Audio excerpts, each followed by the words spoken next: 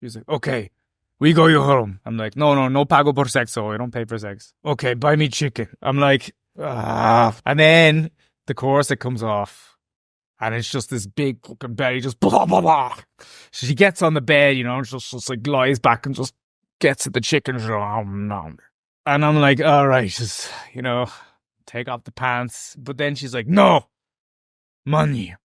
And then this is the line. This is the bad bit. So I got down on my knees. Oh my God. And I just look at this thing, like just like a flower turned inside out, like a rose, like trying to come out like alien. Just, I just take a big dirty slurp. I remember just like, but then like I look up and then just there, lick the chicken, grease all over her face, just staring at me like with these beady little eyes, like soulless, just like.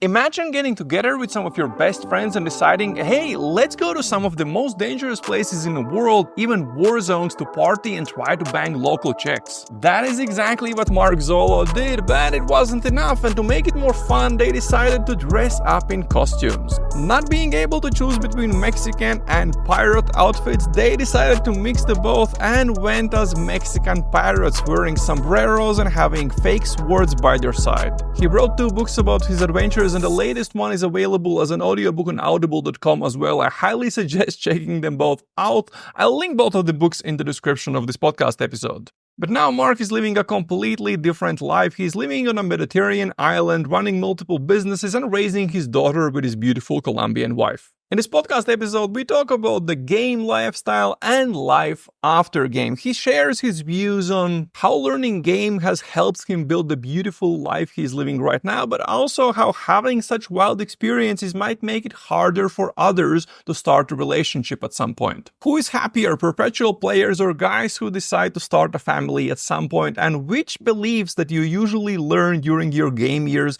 that help you get laid much faster will hurt your relationships? How many girls you should sleep with before thinking to start a family? And I liked Mark's answer here because in his view it really depends on how good you are with women, and his list of red flags to pay attention to when choosing your life partner. If you're someone who is taking action and is talking to girls, you're getting some numbers, but you want to understand why most of those numbers are flaking and how you can improve your texting so more of those numbers would end in dates, check out my free texting guide. But if you are already getting a bunch of dates and you want to understand how to go from breaking the ice to having a more flirty man-to-woman conversation, to start physical escalation, go to the kiss, and how more of those dates end up in your apartment, then check out my free dating guide. All of these guides are available completely for free on daygamecourses.com. And now let's jump into the interview with Mark Zolo. Hey Mark, why don't we start with you introducing yourself? Maybe who's Mark Zolo? What's Naughty Nomad? What's the past? What's the story? All right, so I used to have the biggest kind of blog on the internet in men's travel. I've written over 100 men's city guides from all sorts of obscure places. I've been to 127 countries now. Written 3 books. First one was Naughty Nomad, which the website was named after. That got to #1 in travel writing on Amazon. Second one was A Guide to New York. Third one, which is the latest one, which I just finished the audiobook for, was My Life as a Mexican Pirate, which basically entailed me and my friends go into the most dangerous parts of the world, like Somalia, Syria, dressed like Mexican pirates. It sounds ridiculous. Sombreros, swords, fake mustaches, eye patches, inflatable fruit, but basically I had a wild ass 20s, and now that's kind of behind me. I'm sort of like settled down here in the Mediterranean. I opened a couple of award-winning bars, got some real estate, still do a bit of traveling, and now I have a daughter. So a family man now, and so kind of 180 on that. But I still get a bit of traveling, very minimal, but I still do. So yeah, that's kind of me. Just to maybe don't give away too much from the books, because I highly suggest everyone reads the books. I haven't read the New York one because I don't spend a lot of time there. I just visit there once a year. It's a guide, it's a guide.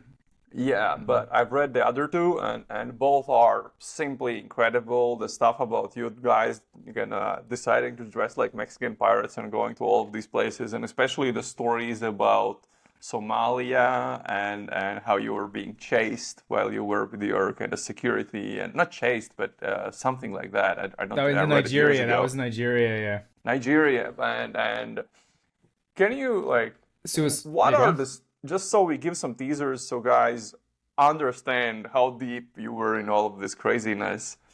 Can you like maybe give like three of your favorite moments from these places that you visited? Not the Asian ones, the Africa trip.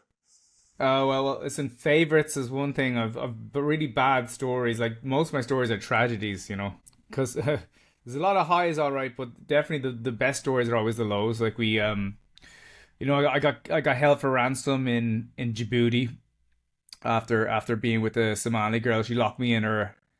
I'm gonna real go through these real quick, but she basically locked me in a room after the deed and called up like seven of her mates, and they held me there until my friends came with money. I'm not gonna give away how this story ends, but it got violent and it's a really horrible experience to be honest. These are snippets, right? Then in Mogadishu, Somalia, we arrive on the scene. It was a restaurant. It's up on YouTube actually. Suicide bomber had just killed himself, blown to smithereens.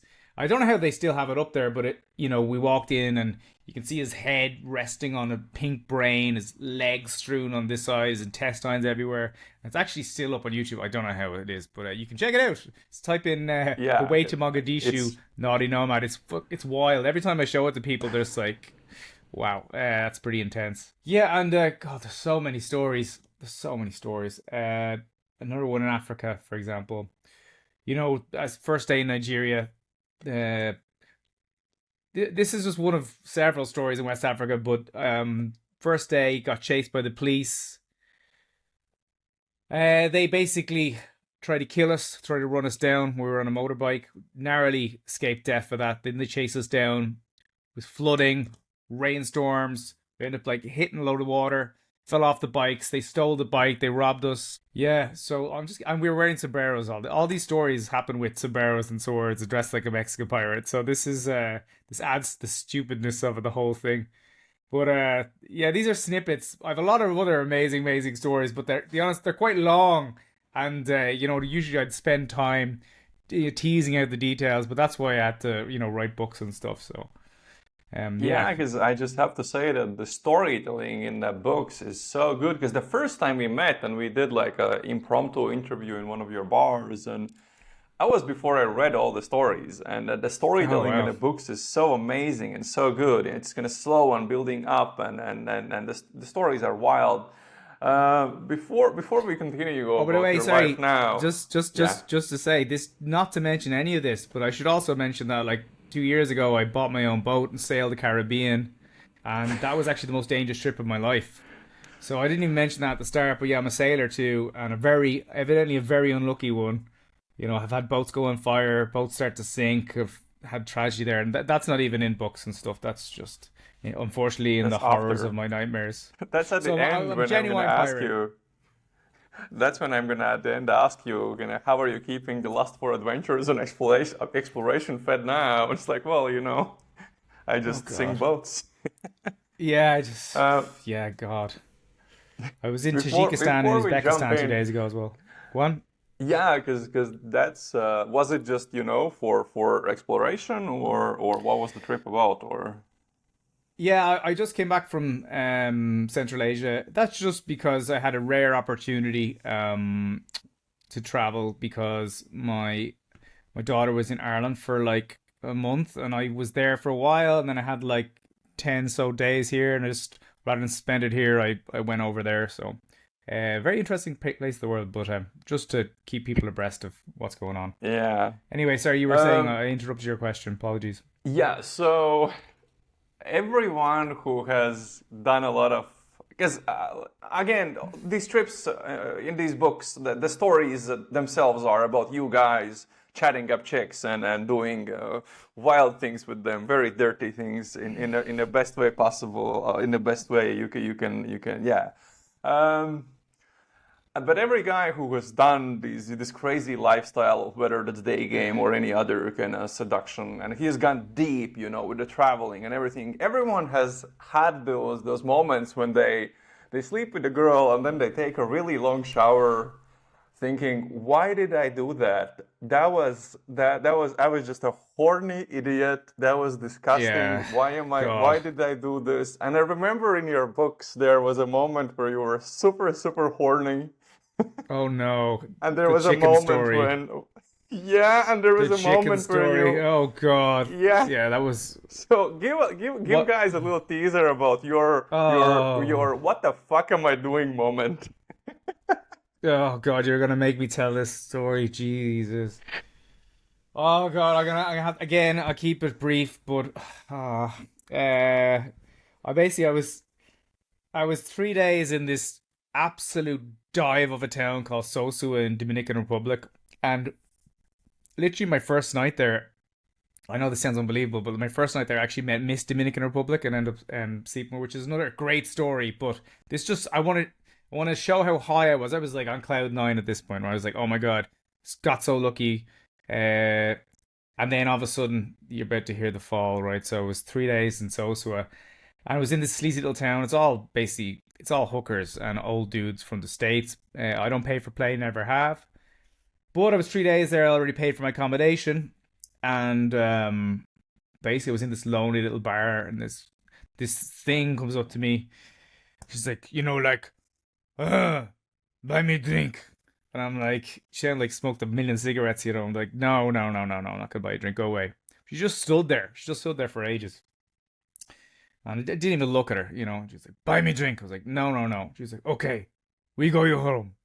I'm like, no, no, no pago por sexo. I don't pay for sex. She's like, okay. She just stands there. So anyway, awkward 10 minutes go by. She, eventually, like, I make eye contact with her. She's not looking so good.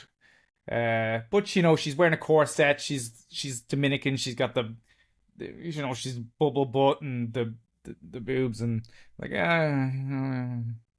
she's like, let's go home. And I'm like, no, no, pago por sexo. And she goes, okay. Like, I thought, oh, okay, assured, freebie. Shoring, for those who don't know, unfortunately, I made up that word, but it means like seducing ladies of the night, so let's say that. You can make the portmanteau yourself or portmanteau.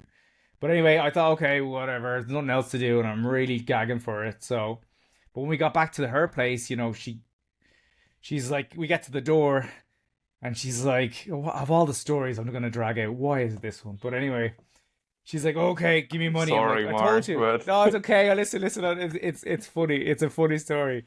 And she goes like, oh no, like, give me money. I'm like, I told you. No. She's like, okay, buy me sniff, coke. I'm like, no, no, no, no, no, no. She's like, okay, buy me chicken. She's like pointing to this fried chicken place across the road. I'm like, fuck it. I'll just buy some fucking chicken. Come on. So buy some chicken, go back into her place, and then she goes to the bathroom, and I just see like the fucking wig flying out the door. I don't know what's happening inside. It's like a metamorphosis going on. See like all the clothes and all that kind of thing. She comes out, unclips her bra. It just like thrunk, fucking just National Geographic style. And then the corset comes off, and it's just this big fucking belly, just blah blah blah. And big. Oh, by the way, she'd wiped off all her makeup. It's just like this oily troll face with a little afro hair, just nasty little thing going on. Just and I was like, oh my God. And then she like walks past me to like nest on the bed with the chicken.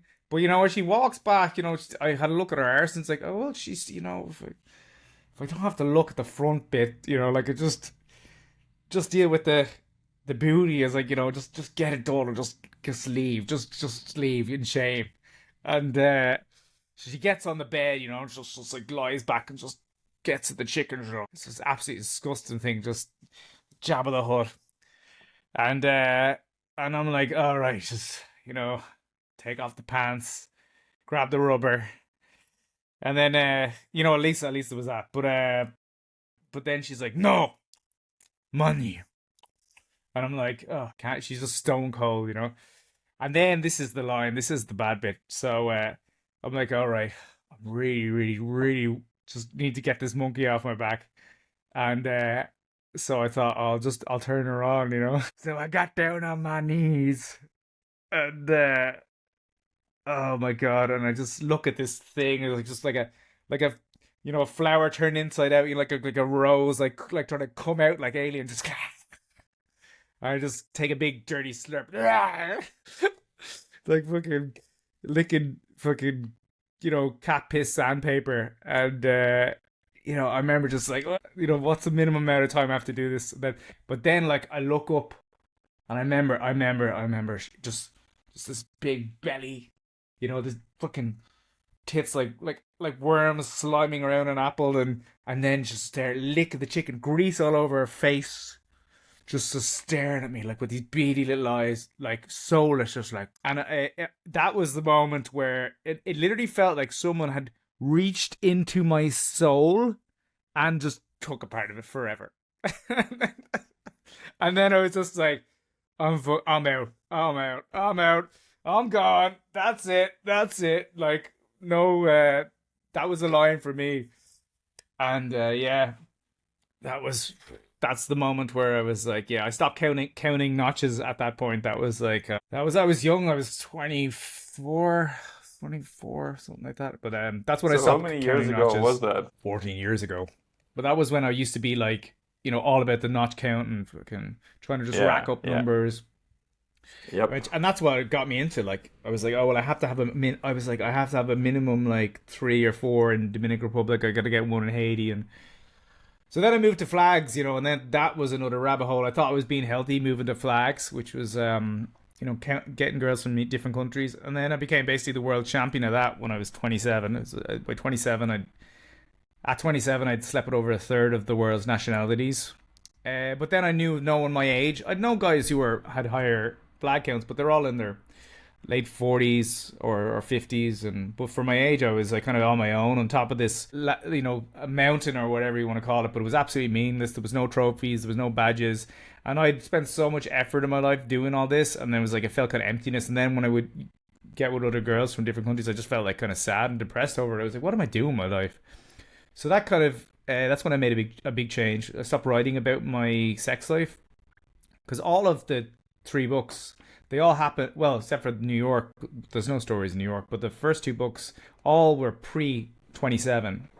When I moved to New York, then I decided to kind of like, all right, I'm going to take a hiatus. I did write some stories, but I took a huge step back, and I kind of let the blog die a little bit from then, because when I started living in New York, I was just kind of having fun. It was very hedonistic, but I started to have a mind shift change then.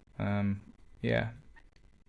So how long ago did would you say you kind of shifted from that lifestyle to what you're doing, to how you're living right now?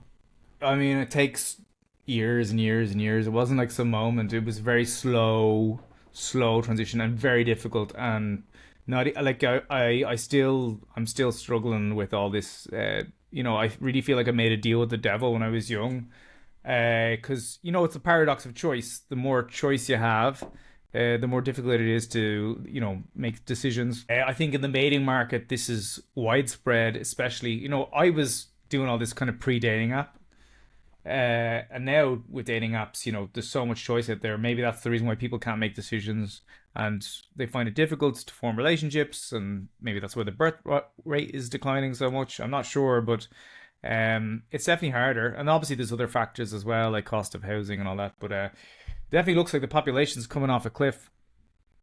But then at one point you decided, okay, it's time to move away from that lifestyle and start a family.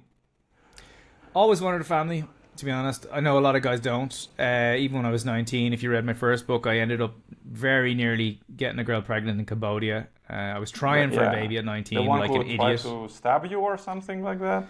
Someone else. She stabbed someone else. I got away with it. She was the nymphomaniac crazy one, but no, it all worked out for her in the end.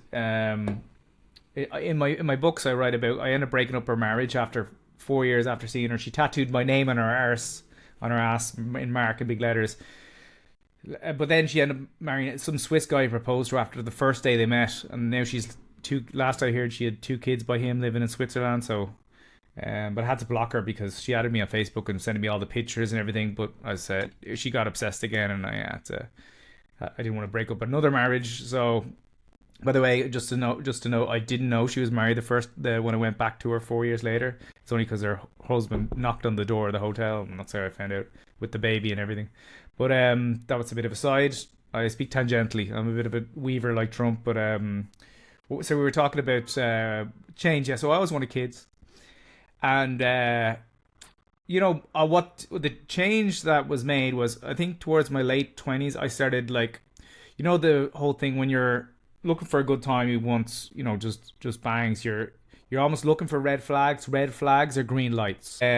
So you're almost looking for the opposite. Then you start to look for high quality woman. You just start to vet for different things in different places too, because bars are not necessarily the best places to meet potential long term mates. And I made a list.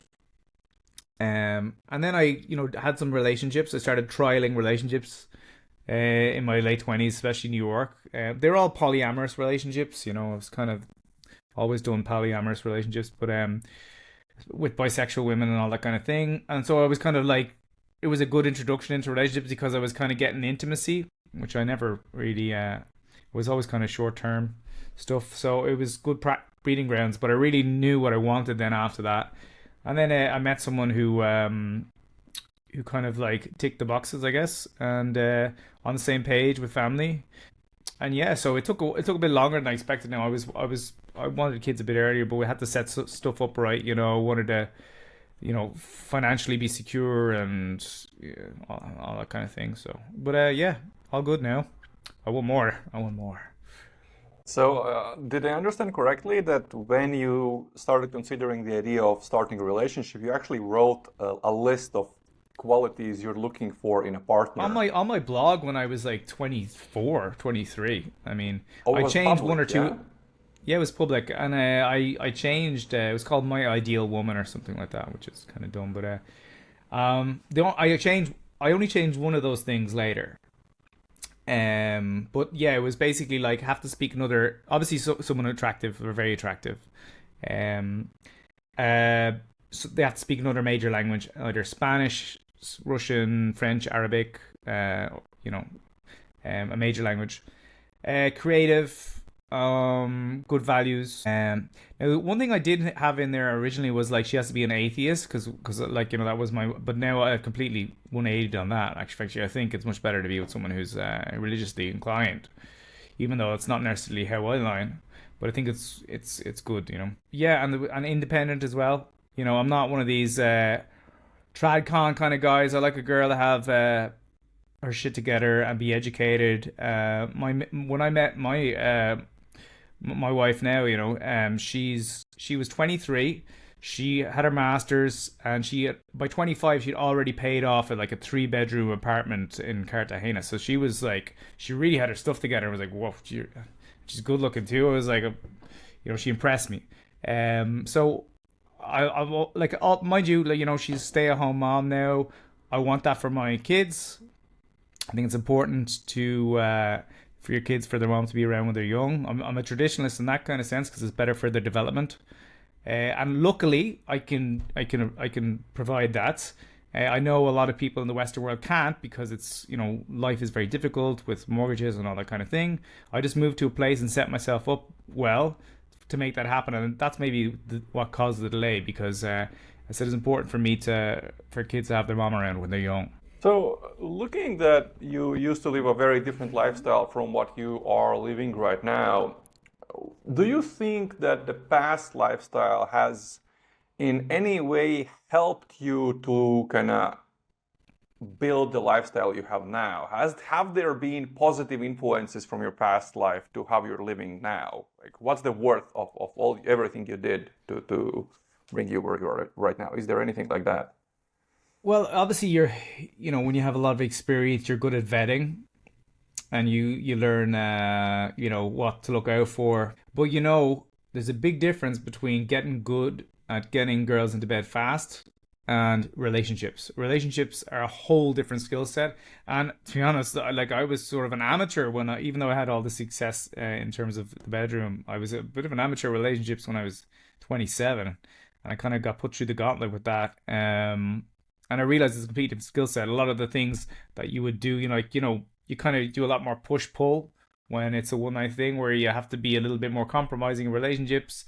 A lot of the behaviors that are good in one result will actually be very negative in relation. For example, things like jealousy. I used to I remember my early relationships in New York. I would constantly ping in a bit of jealousy just to keep them keen, but it actually just makes them very insecure, and it can really just be detrimental to relationships to do things like that. For example, so I'm not entirely sure if the Playboy lifestyle is conducive for relationships. It might be, in a way, counterproductive. However, it does make you very good at attracting and getting with the. When you find a girl you actually like, you're much better. You're much more likely to get them to go on a date with you than your average guy. So, in terms of your hunting skills, are fantastic. It's just your cooking skills, different thing. So what I'm getting is that if you have that experience of attracting a girl, then when you meet someone who you really like, maybe you could say, because you have these skills now, previously you wouldn't be able to get a date with her, she wouldn't maybe agree to that, but now because you have these skills, you're at least able to get your foot in the door. And then it comes down to, hey, am I gonna do a lot of push-pull and sort of this old school pick-up-y stuff, or am I gonna switch up to something that maybe attracts more kind of relationship material? Does that make sense, or? No, to be honest, I think for me the game plan is the same. No matter if it's a good girl or a bad girl, it's always I don't know what it is with me, but even all my relationships, it's all the intimate part has happened extremely fast, always within a few hours. I mean, that's just I don't play any different, but just which is almost annoying, because you want them to I never had a girl hold out with me, to be honest. Which, unless, oh sorry, that's not true. I went through a phase where I was dating a lot of girls in hijabs. It was kind of like a phase where I just date Muslims. Because I thought I'd end up with an Arab, because they speak French and Arabic, and obviously very chaste girls. But then the thing is, this is the few things I want to give. I've loads of advice to give that I wish if I was telling my earlier self. Even now, I've learned a lot. Is that you thing is, you date a girl's family. You can't deny it. If you're gonna date, you might like Arab girls for that reason, because they make very good wives. But you have to date her whole family. So do you really want to deal with that? I own bars. So if I'm dating a girl in a hijab, what's her father going to think of me? That was always an issue. I was like the devil incarnate. Literally selling haram. I was so haram. And that doesn't work. Your values have to align. And also, if you're going to date some girl from Thailand, remember, you got to date her family. What if there's some poor rice farmers? You really got. And men don't think about that. They think, oh, I'll go to some poor country maybe, and I can get a really good looking girl because of the maybe there is let's be honest, there is an exotic value there. You're a Westerner. Guys can get better looking women in poor countries. That is true. But you have to deal with the family, right? So there's all these things people don't think about. Yeah. So the question was, yes. So was there anything different how we approach relationships with long term and short term? Nope. Not really. When would you change the behavior? Because you said there are some things that work good for fast sex, but then they are very bad for relationships. Start to eat together.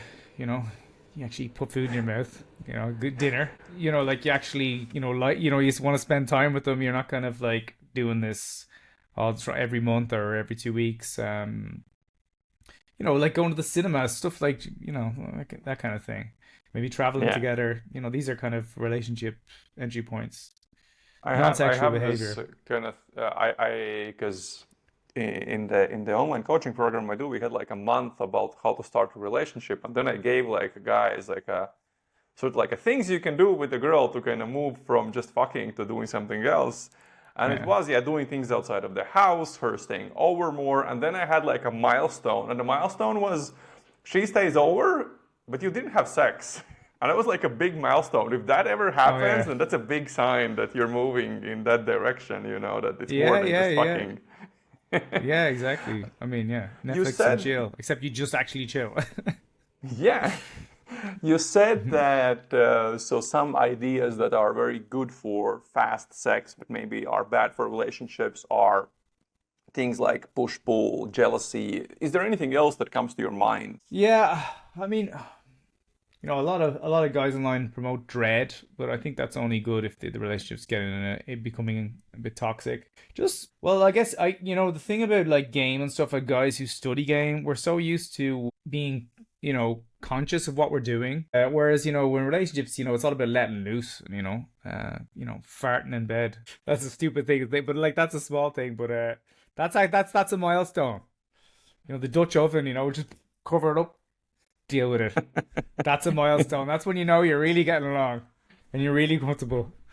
When she goes to the bathroom and doesn't close the door. I remember I was dating a girl for 2.5 years. She never farted in front of me like once. And that was but we were always, again, I was a transition relationship. We were always like just always kind of just looking, we're all the pretenses were there even after 2.5 years. Um that's not necessarily a good thing. You want to be completely loose and comfortable. You want someone Yeah. who likes you for who you are at the end of the day. Yeah. Yeah. Especially if you come from this, game background, Mm, then first you might have some history that other girls might not be happy about.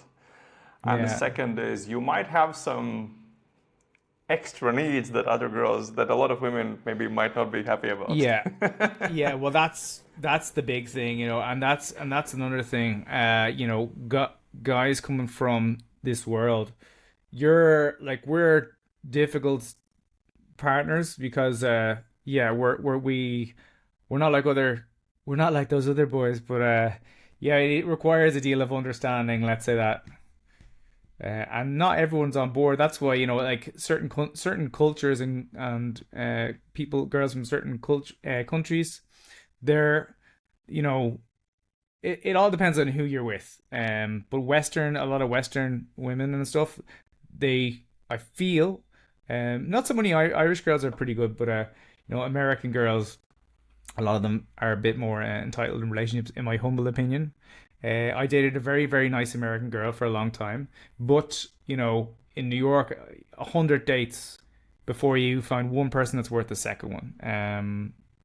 But there are some gems in there, but the majority is they're very difficult. And compared to that to Latinas, every single guy I know who ends up traveling and lives this kind of lifestyle, they like 90% end up with Latinas.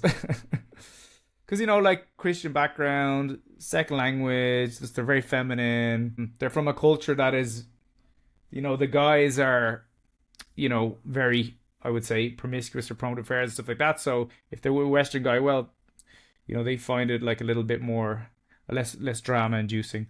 But yeah, Eastern Europeans or Latinas. But the problem with Eastern Europeans is, look at the divorce rates; Yeah. they're sky high, and people forget about that because the best looking girls, you think about Ukraine, Belarus. Look at the divorce rates; they're Yeah. sky high. Extremely high. Yeah. And Mm. I've spent a bit of time in Ukraine before war. I spent 3 months in Kharkiv. And then when speaking with girls there, I understood that, and I think this applies to many places in Russia as well, where the pressure to get married is very high. So they get married without Young. liking the guy. And I think that's why the divorce rate Mm. is so high. Because when you marry someone who's 18, just because they have to get married, or, their mom and Yeah. dad are going to, That's a fair point.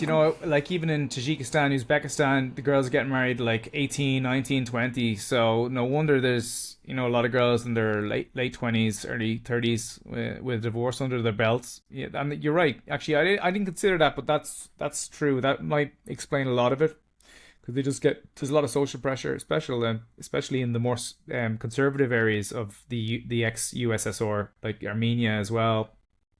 And I wouldn't mind, but they're like some of the absolute best mates, I would think, long term, because the quality of a woman Yeah, so in the likes of the Armenians or Azerbaijan or Central Asia, like educated, smart, pretty conservative.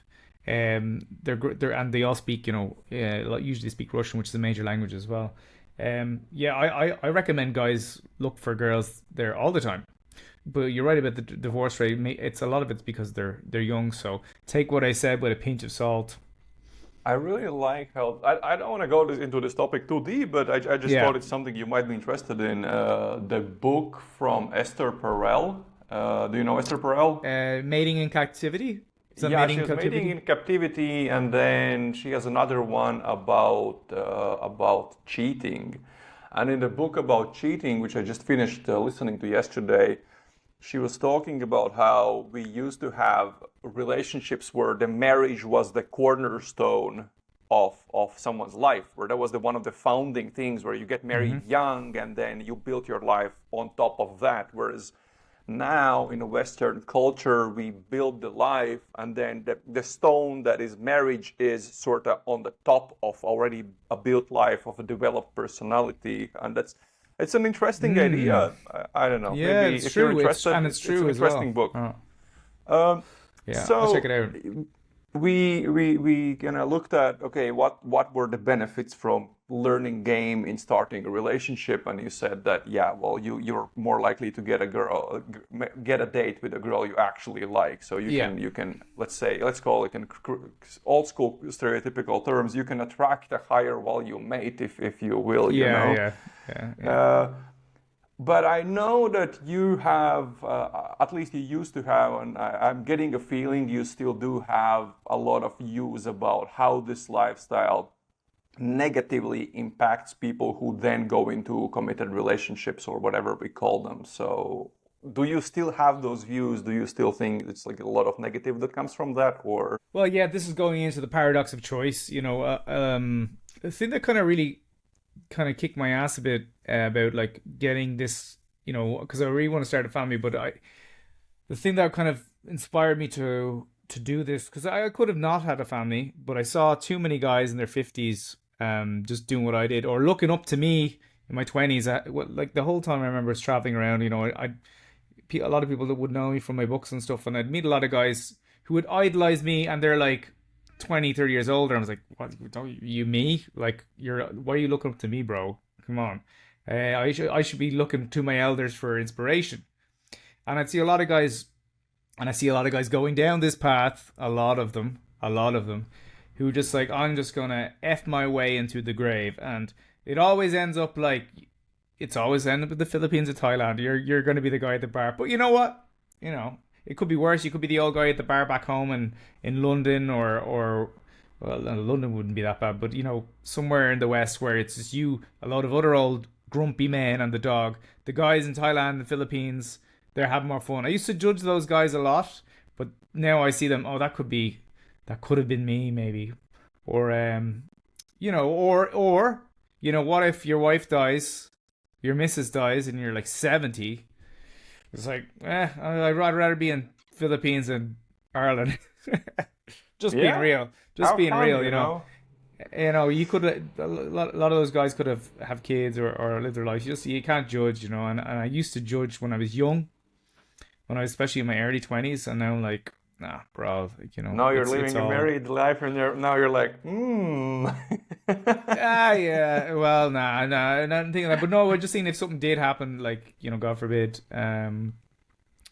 No, I think I'd help. Like there's different. I always think that there's different regions of the world for different when you're a different age or a different stage of life where you're gonna have the most success. And you basically like go down the list. There's a bottom tier and then there's top tier. When you're young, it's good to be. If you want to get like the best looking girls, you want to be in Europe or the Western world. Although I think America's pretty easy when you're older. But like places that are difficult, the hardest places You like the meant when Arab you're world. younger for America, for US. No, no, no. Let's say Europe, because no, I think there's so much divorces in America. You can be successful with girls at any age in America because it's just so easy over there. Okay.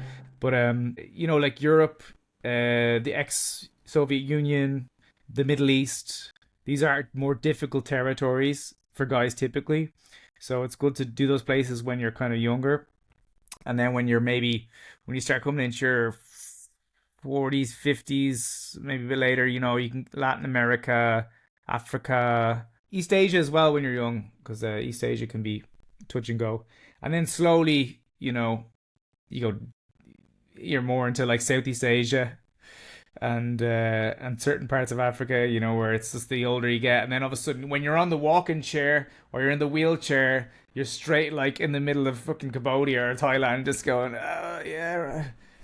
Like no feeling in your balls, they just tickle it or something for like five, I don't know, I don't know how it works.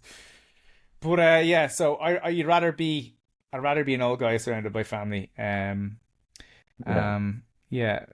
So I can't even remember what the question So, was. I so went on a bit when of a when tangent. you started the relationship you are when you were getting together with your Hmm. wife and building a relationship, were there any ways your past experiences and the lifestyle you lived negatively impacted your life or this stage of your life? Oh yeah.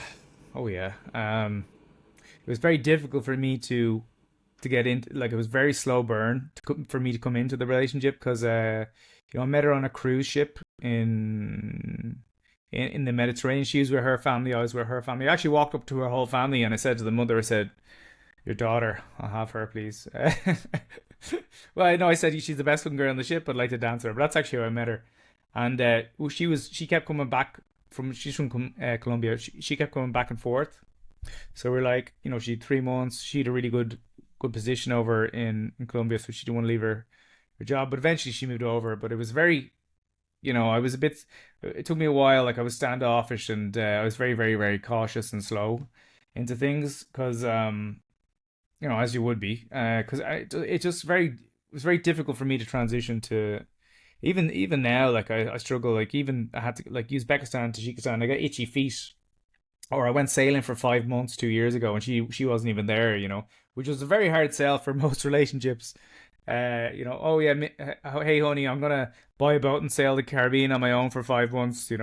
I'm a very difficult person to be with, I am sure. So, and I imagine most relationships that would tear the relationship apart. So, a big thing is to find someone who's very dedicated to you and understands you. Um, and that's hard to find. Someone who's willing to give you that much that much leeway. But there's plenty of girls in the world. You Yeah, so also it's been know. difficult. It's very difficult. Difficult for her more so because I know it's for me. It's been difficult to get it out of my system. But the sailing the Caribbean really, really, that's when I knew I was ready for a child. Because it was 5 months. I was sick of adventure. At the end of that really like burnt me out. It was very stressful. I feel like I aged 10 years. Got so much more grey hairs and everything. Just managing that boat and nearly sank a few times, ran aground. So much stuff happened. I talked about another podcast for like 2 hours. I could definitely fill a book already. But that was so stressful and so intense, that experience. It was amazing. It was amazing, but it was peak adventure for me. And then I was like, you know what? I'm ready. What am I doing? You're 12 hours out at sea, just you and the sea. You think a lot. Men don't get to think a lot nowadays. We're all on our phones all the goddamn time, but you've no reception out there. It's just you and Mother Nature. And, you meander. I'm like, what am I doing this for? What the hell am I doing? Going island to island, this boat. And eventually, I've experienced life to the fullest. I need to experience something else. And when I had my daughter, honest to God, it was the best experience of my life. It's been the best experience of my life. It unlocked this part of me I never knew I had. I've never felt so much love for somebody. It's just so joyful. It's been it's been incredible. Yeah, I get the same feeling about been there, done that type of thing, you know? Mm. uh, you know, a lot of people also who have, by the way, before we go further, Mark, you should definitely Mm. write the book because you have a lot of people looking up to you and thinking this is the guy who, whose life I want to have. And as you said, they're from very different age groups. So maybe it's time to write a book to steer them to different types of adventures. Yeah, I don't know why. I feel like it took Neil Strauss. He did like 10 years after the game, right? And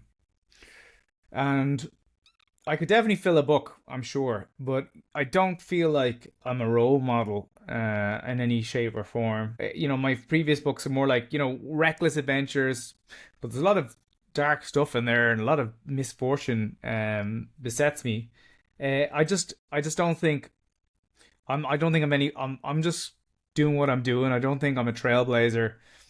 I'm still figuring stuff out, and it's been a struggle for me. So I don't think I would be the person to steer people into it. I'm just kind of doing the best I can, but I don't see myself as a relationship guru or a life guru. No, Um, it's just about, different types of adventures. That's kind of what yeah, I'm. It's like the yeah, Neil Strauss wrote the book after the game, the truth about all of that stuff, which great we can books. we can discuss. We can discuss whether he got one-itis for a chick he couldn't sleep with. Yeah, Yeah, we can. That is an argument I had back when I first read it, but now, yeah. like, Okay. maybe that was the case, or maybe he really kind of decided, okay, fuck all of this. I want to do something different, and then maybe it was a big mix of both things. Maybe she was a wake-up call. We don't know that, but Yeah. Mark, you know a lot of people who have lived the lifestyle, so to say. I assume you know a lot of people who have done it. The guys Yeah. you traveled with, your travel buddies from the books. Yeah. And I assume, correct me if I'm wrong, that some of them continuing living the game lifestyle, and then some of No, them, they no, no, none they of them. all my mates' kids got married. Every single one of them from my books, pretty much. Oh, so Yeah. All looking, recently, by the way. were you One the of them, one of reason? them had a kid Were two you days the ago. Gilly from my book from Mexican Pirate book, he had his second kid 2 days ago, and then beautiful? Barry from my books, he got married like last week, and then yeah, so they all end up settling down, but that was always in them. I was just the bad influence, so I was always the game guy of the group, but they were just regular friends from school. They weren't. I wouldn't call them game guys. They were never game guys. The guys I travel with, to be honest. They But were I just met traveling loads with of you. guys like that on my travels. Loads. So if we're not looking just at the friends you kind of from for the guys you travel, but in general the Mm. guys you've met who live the lifestyle, do you know many who still live the lifestyle? I know plenty of guys who are still friends of mine who do that. Yes, but they weren't guys I grew up with. But just I've met loads of people, and I've even traveled with a lot of them. I've sailed with some of them even who even through Instagram, Twitter. I've met loads of guys on the road, all living that lifestyle. So I know. I mean, obviously we're on the blogs and the forums. I know some big names as well. Yeah, plenty of them, and I know a lot of them who are long in the tooth, a lot older, and still keep trucking away. But like they're still like guys. I've a lot of guys in their 50s and even a bit older who'd be like still sending me like WhatsApp pictures of like fucking chicks they're banging and stuff. You know what I mean? And I was like, oh, bro, come on, like. Whereas you've seen It's all like the showing pictures, you don't give a receipts. fuck anymore, I think. No, yeah. I have to tell people to stop sending because I get triggered. Like I haven't watched porn since like January 2020. Well, it's been like 2 years nearly. It's my last time I had a bit of I was in Saudi Arabia and I did have a peek because I couldn't. It was illegal, so I was like, oh, just fuck them. But I did crack them. But I haven't watched anything since then. So it's been 2 years. But so I can't. When I see pictures like that, I get triggered. I was like, I can't. Don't even show me. Especially the guys who go down to like Africa and stuff and are just with these ridiculously amazing looking bodies and stuff. I was like, get away. I don't want to see it. So, but yeah, they still do So, it, and it's kind of a bit sad because they're like looking for validation in their like 50s and stuff, and they're like, oh, Mark will get it. It's like I'm just not about that life anymore. so I prefer many you send me people on the pictures of your both baby. sides. Sorry? You know people on the both sides. You know people who Yeah, have yeah, yeah. quit the lifestyle, and you know guys who are still continuing. And we're only talking about people who have, let's say, if they're continuing, we're not talking about someone who just started. We're talking someone with a minimum of 5 year experience, I would say. So who would you Yeah. say from your buddies on both of these sides, who would you say is happier in their lives? The guys still living the lifestyle or the guys who have started families? I know some guys who are still living the lifestyle. They're very happy doing what they're doing. They're still enjoying it. They're still enjoying the ride. They're like, love dating and stuff. It's like it's a fun lifestyle. Yeah. It's not just all sad people. Like a lot of them are very happy. But the ones who have kids, I have friends that are married but no kids. They're not particularly I wouldn't call them the happiest, but the ones who had children, I've never seen them happier. And that seems now. Listen, I know it's not the same though. I have friends that the opposite happened, where they had a kid and it nearly destroyed their marriage and their life got totally screwed up. It depends. It's very different. It's all about the luck of the draw. I was very lucky because my little one, she slept through the night from day one, so I never lost any sleep. Just been absolute pleasure. I got extremely lucky. He never cried. Just really, really sweet little one. Whereas I know a guy after month one, he had a son and never slept, and he looked like he came back from Vietnam after a month. He's just like hair messy, wild. Nearly, he's like, oh, I'm gonna divorce. Oh, it's like, my life is hell. He looked like he was like so. I met. It can vary and it depends on the girl you pick as well. Some guys do not choose wisely, and then when they have a kid, shit hits the fan because they realize, oh, they didn't the yellow flags and the red flags.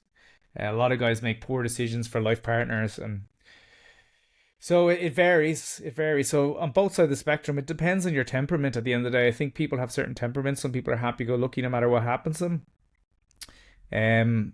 Some people get tested with environmental constraints. So it really, really depends. I don't feel like there's a lot of consistency, but in general, the ones who chose the right partner and had children are the happiest.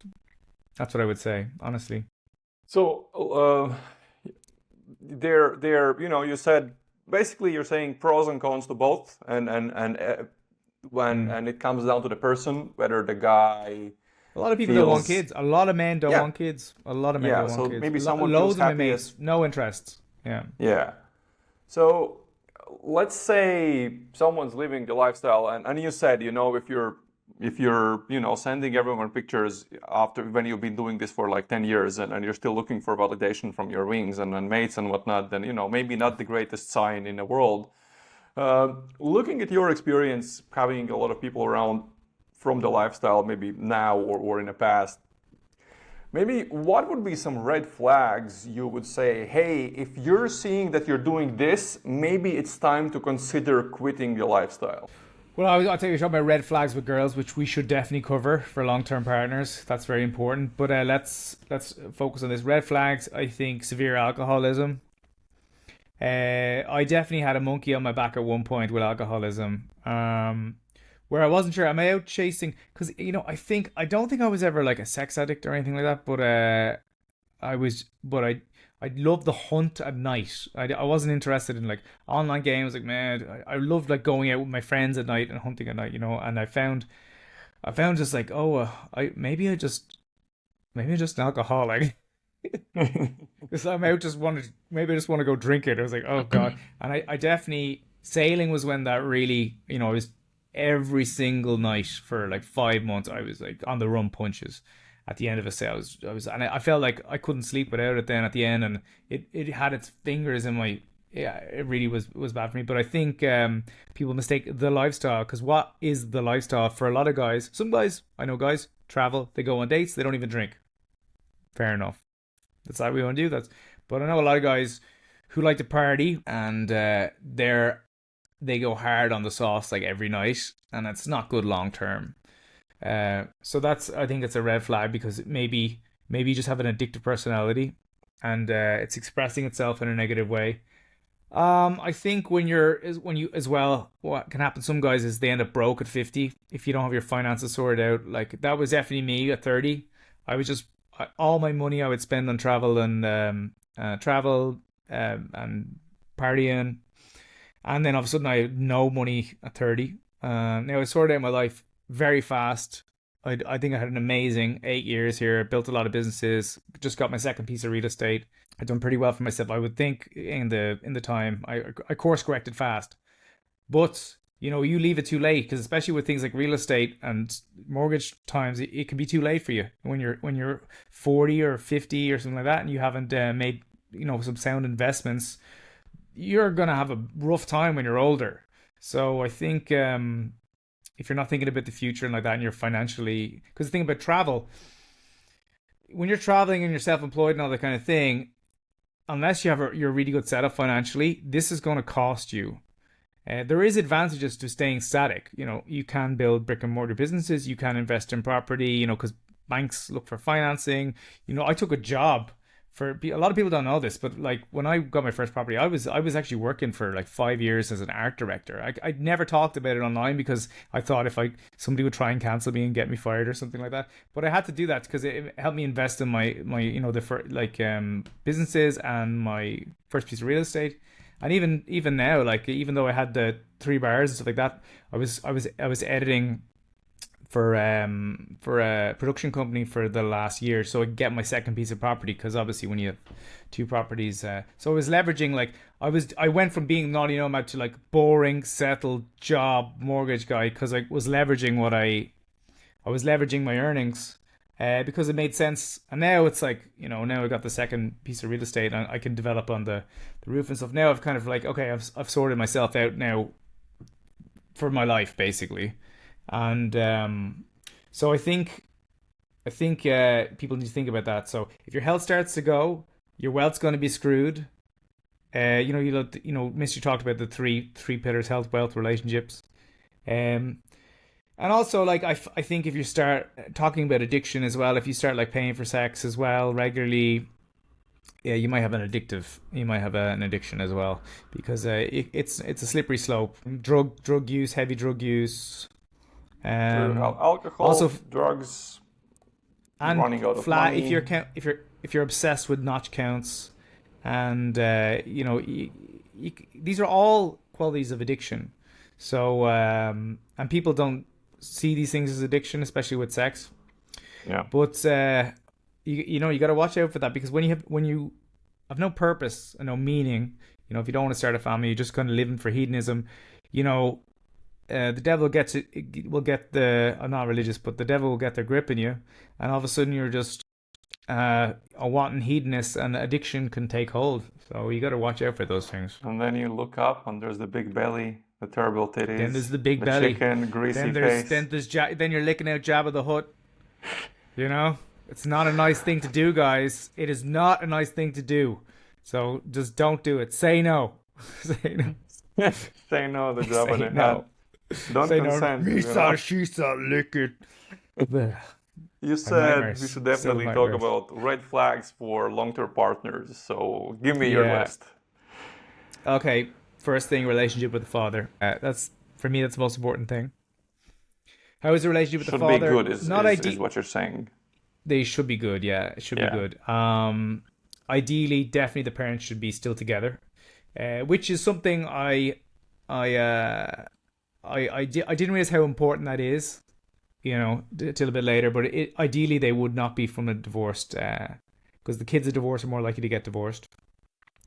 Um, but yeah, ideally, but more than that, because sometimes divorces happen, but a relationship needs to be good with her father. If you meet her and she says like, "Oh, my dad's an asshole," stuff like that, you're gonna have problems. You just are. I've never met an exception, unfortunately.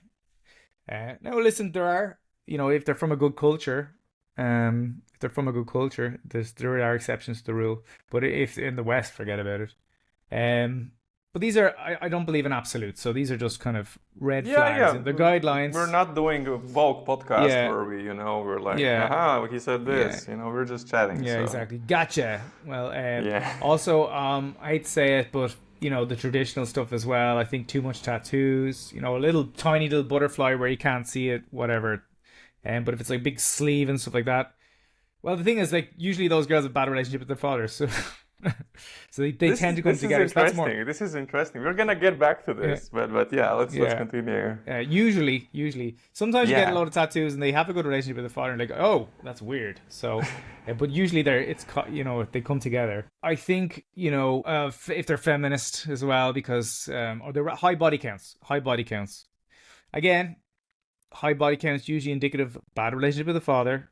It kind of usually links back to that, so that's why I always keep going back to that. But some women they want to be equal to men, so they rack up high body numbers. Also, high body counts is another cause of that. Apart from bad relationship with the father, feminist, it could be sexual abuse in her past, so they need to de-emphasize the importance of sex and that's going to cause you trouble as well because that's going to manifest in all sorts of drama as well. And that's very unfortunate because like no young person chooses to be sexually abused, and it's really really sad that that can manifest itself in such a negative way.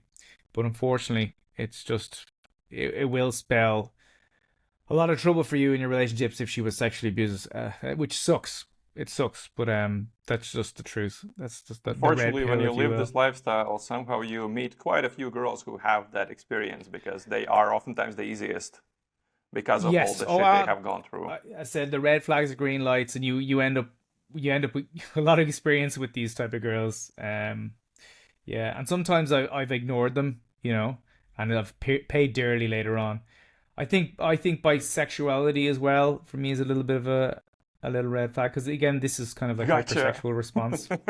Yeah, yeah. Even though I always dated bisexuals, but in my experience that just leads to infidelity and all that kind of thing. So what else? Again, like how do they treat people? The whole thing about like how do they treat waiters at restaurants. I used to think that was only a yellow flag. I think I've learned that's a bit more of a red flag because, like, disrespecting people in general it means she's probably going to disrespect you at some point.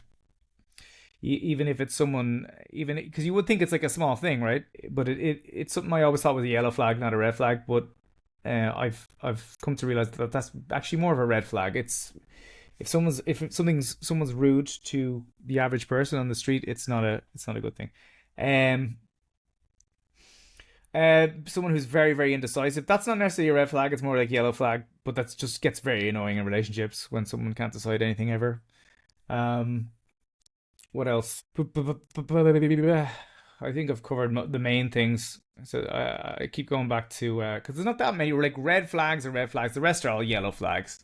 Yeah, yeah. For me. We need the But big they're the big ones. We need ones. the big. I like your list. I like Yeah. your list. Mm. Uh, I was thinking, yeah, many people say about the tattoos. I have the exception for that Mm. because when I was a few years ago, when I was thinking, okay, been there, done that, I've done all the Mm. dirty things I've ever wanted to Mm. do in my life and way more. And I was like, Mm. well, I want to start a relationship, but what type of a girl I want? And I wrote down a list. And then my girlfriend has all the things in the list. And actually, she even kind of fits everything in your list, except she has a bunch of tattoos. Well, I said it's all about how's the relationship with her father. Very good, Well, amazing. there you go. The minute I Because met the like I tell family, you I was what. like, I'm Well, married. well, I'm listen. gonna be with her. Well, this is the thing, because my mate just hooked up with someone I know, a girl I know, she was employed by me, and she has tattoos, and she's the most wholesome person you've ever met in your whole life. So the reason why I think the red flags thing is so related to tattoos because let's be honest, 90% of the time a girl with a lot of tattoos usually doesn't get along with her dad. That's so maybe I think it's like correlated, but Yeah, I said I've met girls who have lots of tattoos that have their most wholesome, best possible partners you could meet. So I'm thinking of one. I've one in my head right now. So there are exceptions to that rule. I think it's just the correlation. yeah, yeah. Could be, yeah, something that happens later and is like a symptom. Um, okay, Wait, can I ask well, you a question? yeah. Your partner does she have mixed? Is she from a mixed background? No, she's All right, just okay. as me, Latvian. Yeah. Ah, okay. Um, Let And me some ask cultures they you. just have more tattoos than others as well. Yeah, Latvia is one of those tattoo countries, sort of Yeah, like Malta Argentina too. is as Everyone well. has tattoos here. Everyone Oh, has tattoos here. I thought we're not naming the country. Oh no, I've always said I've lived in Malta. Yeah, Oh, yeah. okay, yeah, no, because I've previously always when said we talked, you said let's skip that because of cancel culture and shit. I don't care anymore. I don't give a shit Nice. anymore. Like, who are they Uh, going to cancel? Like, let me ask you one of these, kind of moving towards the end. Let me ask you one of these like cliche, stupid questions, but I think it is an important question, even though it's sort of old school. Let's say someone is living, learning game. They want to learn. They want to get mm, better, become better with women because right now they don't have a lot of options. They don't know how to attract girls, and yeah, and they want to it's gotten learn it. worse. But It's getting harder for guys because there's lack of information. It used to be a lot more, but with the forums and all that stuff, now there's lack of community and there's lack of swapping notes. I think what has happened, there's a lot of people that I just know about day game, and I think day game attracts very different types of people. It attracts very successful, very established people. I work with a lot of People who people don't like want to that. drink, Yeah, a lot of my clients, for example, don't drink. A lot of my students don't drink, people who are a little bit older for bars. yeah, maybe they're not like 22 anymore, unless they're some like internet business kind Yeah. of guys who made their money fast um, what was I gonna say? Yeah, so it attracts a lot of people like that, but then it also attracts also a lot of, I call them day game bums. These are guys who have nothing going on in their life. They're like work-wise, they're flipping burgers and they're not taking care of their health, and they dressed and the grooming is very, very bad. So if you saw him on the street, you'd be like, no Mhm. girl would really go out realistically with a guy like that, because his whole life is a mess, and then the one thing he Yeah. thinks that will change something is day game. And Mm. and you have everything in between, but I think the people who are because there are so many people doing it, all of this thing, I think the best day gamers are very selective who they talk to, because they're most guys, like helping most guys is a waste of time. I would estimate that from 100 guys trying, one or two will get decent results. Hmm. And so if you're spending your time helping someone, it's 99 to 98% chance that this guy will fail. So they're kind of picky who they help. Hmm. Uh, Yeah.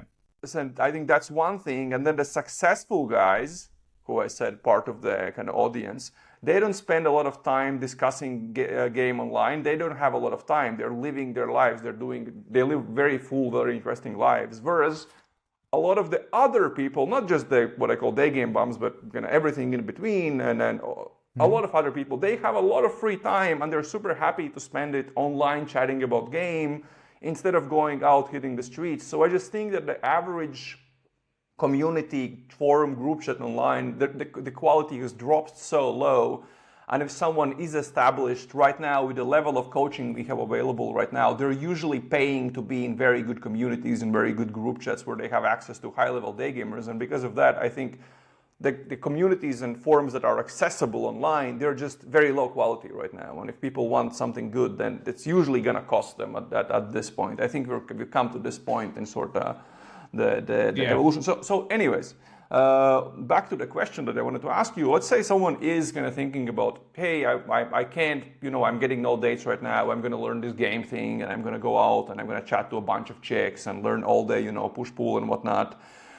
But eventually they know they want to start a family a few years down the line. So where do you Mhm. think is the line? Where should they draw the line? How long should they keep going? Maybe how many lays should they get before they start a relationship, or how many years? Or do you have an opinion about that? Ooh, that's tricky. That's tricky. I mean, you have to get to a certain level to get good enough to get with the girls that you want to get with. So it depends. First of all, you got to think about what you want first. So a lot of guys don't necessarily know what they want in a woman. So it's not a bad idea to make a list. You said you made a list. I made a list as Yeah. well. What do you want to have the same values, right? Do you want her to? You don't want to be a brokey, right? That's never fun. You know, uh, Also think about geography. I said my missus is from Colombia. It's a bit awkward. If you're in Europe, it's good to be with someone in Europe. I used to say, always sniff around, but it's a lot to be said for someone who's from your home country. They're culturally similar. The families will get along. The language is easy. I know exotic girls are great now, but the more exotic they are, the more difficult things will be. If they're from a The more drama. different language, yeah, like different religion, different languages, different. It's just it's good at the start, but it can cause issues. So know what you want and who you want to be with. Um, for me, it was very important the second language thing for if I was having children. Maybe you're no interest in kids. I'm presuming the people that I'm talking to do want family because Yeah. I Yeah. don't understand people who get married who don't want to have kids. No, we're Why talking would you about get married? people who want kids in like a few years. They're just Yeah, because exploring game I for don't a few understand years. marriage without kids. I think marriage is for kids. That's my personal opinion. Get a prenup, lads. Though, always get a prenup if you can, if it's legal in your country. But yeah, so for ones who want to start a family, know what you want first. Have a think about that, and then maybe think about start kind of looking for those girls. Like if you're looking for it's good to shop around, travel a bit. I'm wondering what the maybe ideal number. I'm thinking of more like testing cultures and testing different girls like that. That's because that's rather than just rack up a lot. If you rack up 100 American girls, what I mean, Or 100 it's Colombians, like, and you go to yeah, it's all Bogota the same and thing. Yeah, exactly. Yeah, it's all the same thing. Once you've had like 100, I think you've the 101st one. You get an idea what they're like. So yeah. try out different cultures. It's a lot of guys I know end up with Latinas. It's hilarious how many, especially for family, because they're very family orientated. Or Eastern Europeans, they're like the two. They're always, it's Yeah. always that. Yeah. It's Eastern Europeans or Latinas. They call Eastern Europeans winter Latinas. That's what I can't remember who told me that. I was like, they're winter Latinas. But there's a lot, there's. I said I keep going, like even in Ireland, like a lot of good Irish girls, and we have one of the lowest divorce rates in the world. Very family orientated people. Um, that's a bit of a side joke, but just try and figure out what you want. You don't just stick around one place. Go to a few different places, see what you like. Then if you don't know what you want now, that'll help. Because you may think you want something, and then let's say you go to Mexico or you go to Argentina or something, like, oh my god, I have. It's like when you discover you go to Eastern Europe for the first time and how beautiful the women are. It's like what the hell have I been missing my whole life? Well, you grew up in Latvia, but you're used to it. But or if you go to Latin America and you see how warm and feminine the girls are, like, what the hell? This is what it could be like. Or even like you go to like the Philippines and stuff like that. It's like, wow, the abundance. And so it's good to experience abundance. When you have an abundance mindset, you're not going to make a decision out of scarcity. So it's also good to go to a country like the Philippines or somewhere where you will get a lot of action, because that will really help with the abundance mindset.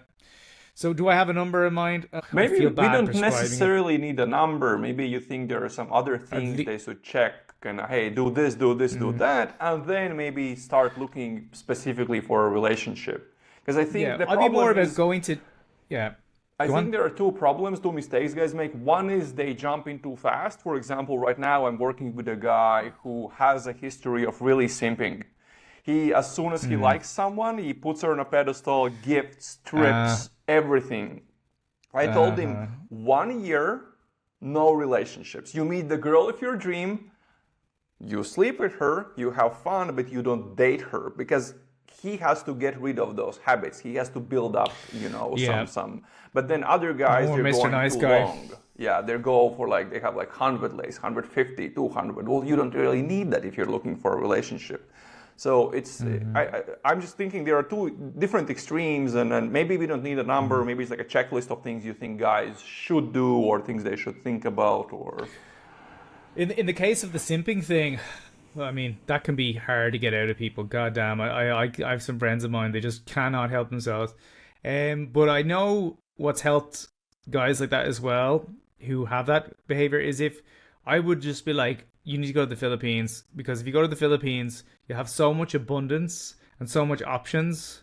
Especially if I'm talking about for white guys now, you'll be like, oh, it's hard to simp when there's there's loads of options like that, because you realize, oh, this why am I putting this one person on the pedestal?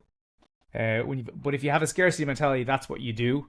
So I think that's a more like a mental thing. That's a scarcity mindset. But some guys, they just have it in them. And that usually maybe, how's his relationship with his father? I have no idea.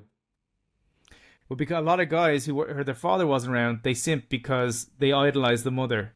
So all this stuff affects the men too. And usually, when there's issues like that, severe simping, idolization, one-itis, a lot of it's from poor, like the father wasn't in the home and they idolize the mother. So and this manifests itself, and it's really just becoming conscious and aware that a lot of these behaviors are ingrained in early childhood and are extremely difficult to overcome, unfortunately, for some men.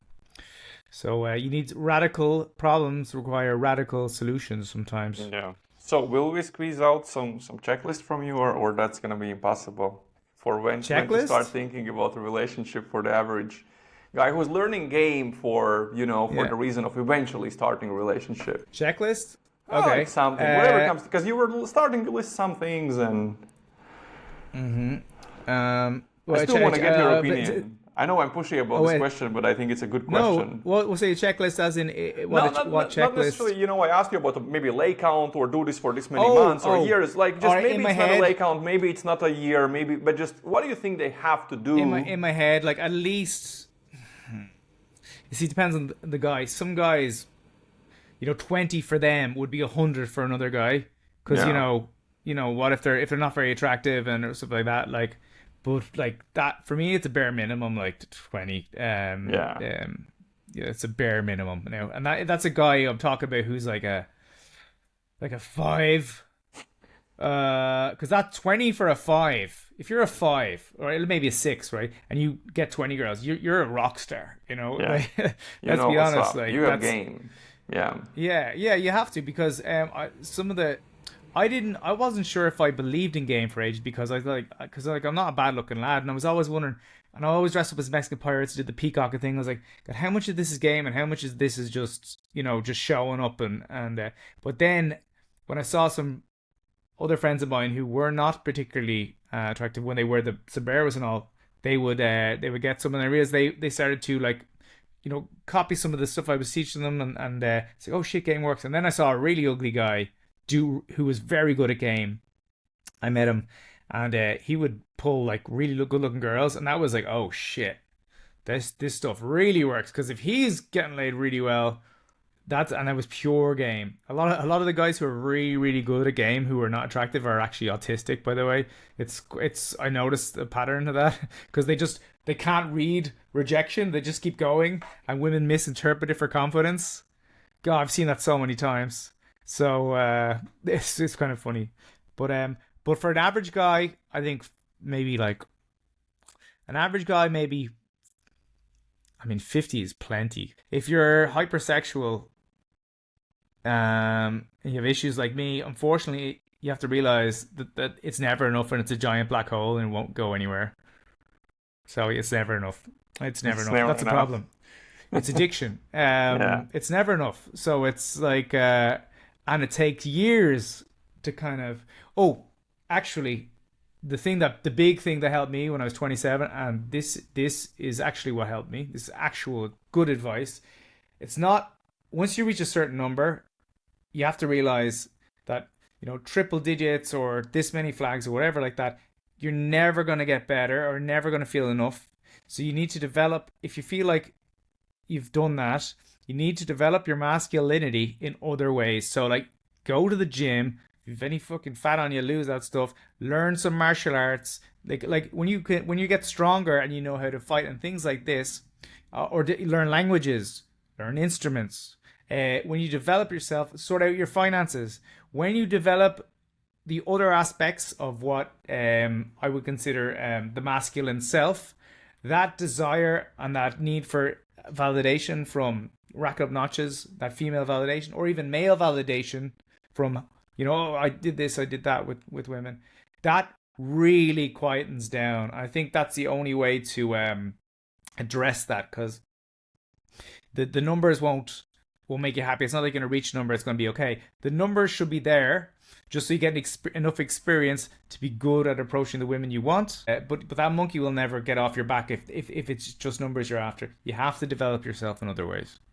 yeah. This is something actually very good, because I see this in our group chat in the community. We have very very high level guys that I coached years ago, but now they're incredibly high level day gamers, but almost all of them, just like me, we go out way less. Like, we go out for fun once in a while. I mean, I have to go out because I coach, so when I coach I go out, or I go like on some trip where I gonna have to.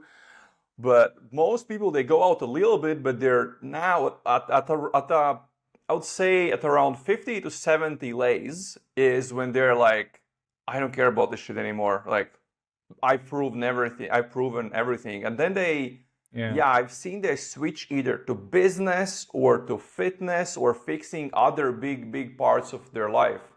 Mark, this has been a very fun chat. I know that, as I said in the beginning, the books you've written, the two I've read, are just incredible. The storytelling, the crazy adventures you write about there. All the shit online is absolutely garbage compared to the wild stories that guys can read in your book. But I know that you just published your audiobook as well. The Mexican Pirate is an audio version. So where can guys go and get it? Audible, My Life's Mexican Pirate. I put 1,000 hours into it. I have to do like 50 African women accents, and I did the amount of accents I did. Oh my god! Like from Russia to Arabic. I did so many goddamn accents in so many different sexes. It was so much work, but I really put my heart and soul into it. So check it out. The reviews have been great, by the way. It's on Audible. My Life is a Mexican Pirate. Yeah, so that's probably the best way to consume it. Obviously, you can get the book as well on Amazon, the Naughty Nomad on Amazon.